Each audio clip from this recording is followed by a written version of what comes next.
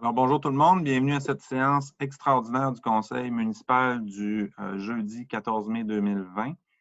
Je vais y aller sans plus tarder avec la lecture de l'ordre du jour. On a le point 1, lecture et acceptation de l'ordre du jour. 2, approbation du procès-verbal, il n'y en avait aucun. 3, dossier de la mairie, aucun. 4, dossier de la direction générale, aucun. 5, dossier de la trésorerie, aucun. 6, dossier du greffe. On a 6.1, convention d'annulation d'une vente pour non-paiement de taxes. En 7, dossier de l'urbanisme, 7.1, avis de motion règlement concernant les chiens.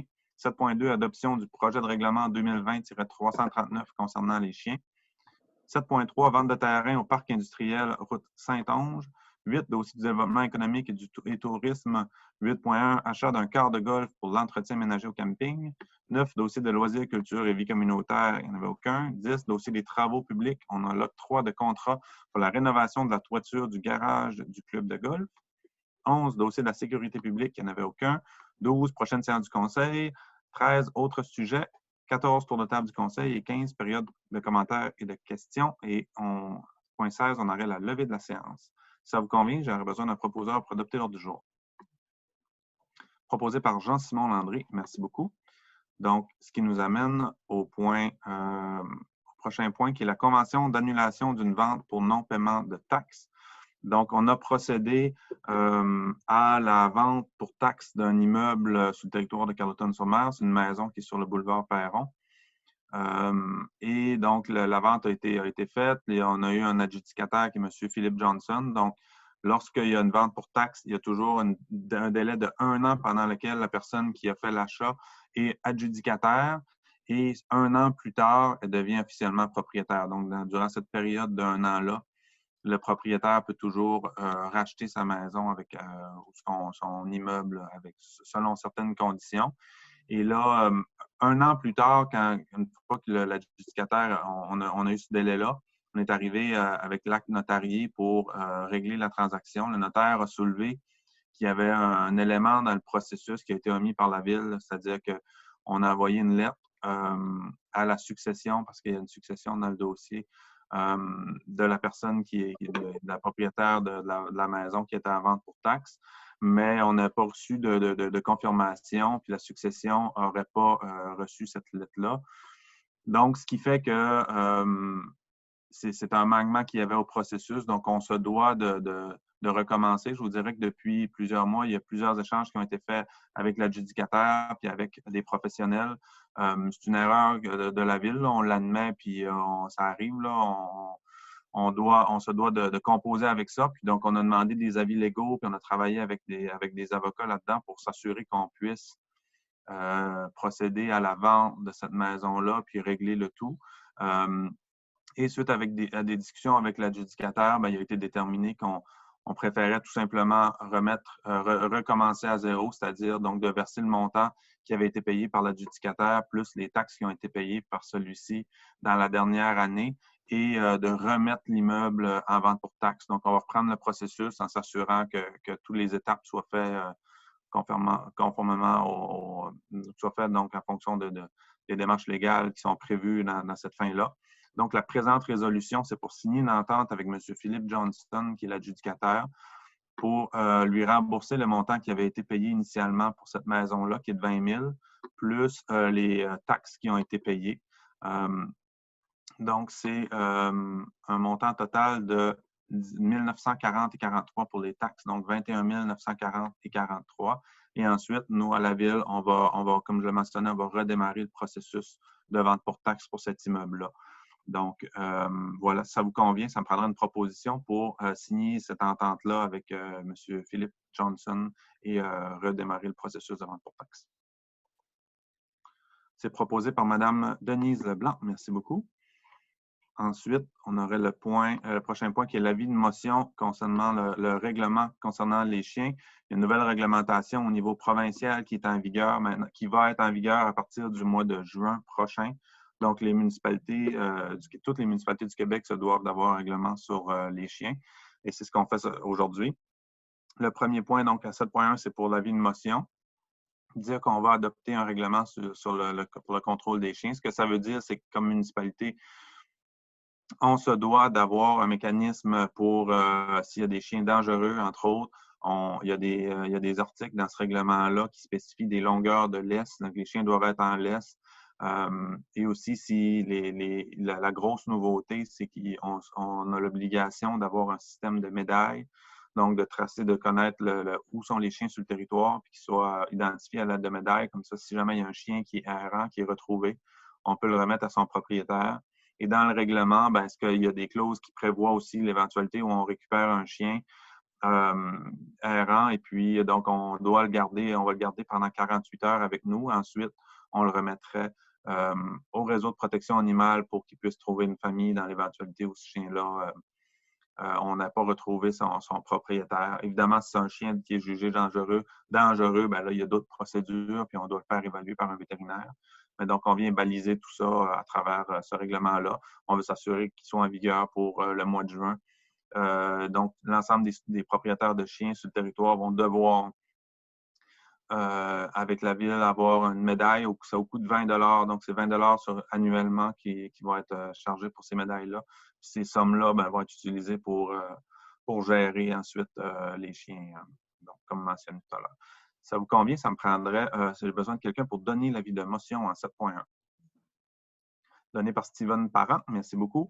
Ensuite, 7.2, c'est l'adoption du projet de règlement. Donc, la deuxième étape pour adopter un règlement, toujours 3 étapes. L'avis de motion, le projet de règlement, puis ensuite, à la prochaine séance publique, on pourra adopter le règlement. Donc, j'ai besoin d'un proposeur pour adopter le projet de règlement 2020-339 concernant les chiens. Proposé par Alain Turcotte. Merci beaucoup. 7.3, on a la vente d'un terrain dans le parc industriel de la rue Saint-Onge.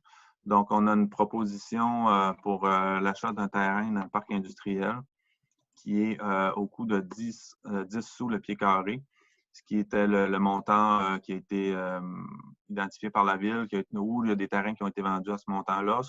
Le propriétaire a 2 ans pour construire un bâtiment sur ce terrain-là. On s'entend que l'objectif, vous le voyez avec le coût d'acquisition qui est minime, c'est vraiment de stimuler la construction de bâtiments, puis de s'assurer de répondre aux besoins de nos entreprises, puis que ce terrain-là, ce parc industriel-là soit utilisé. Je rappelle que c'est de l'industriel léger, donc c'est plus pour de l'entreposage.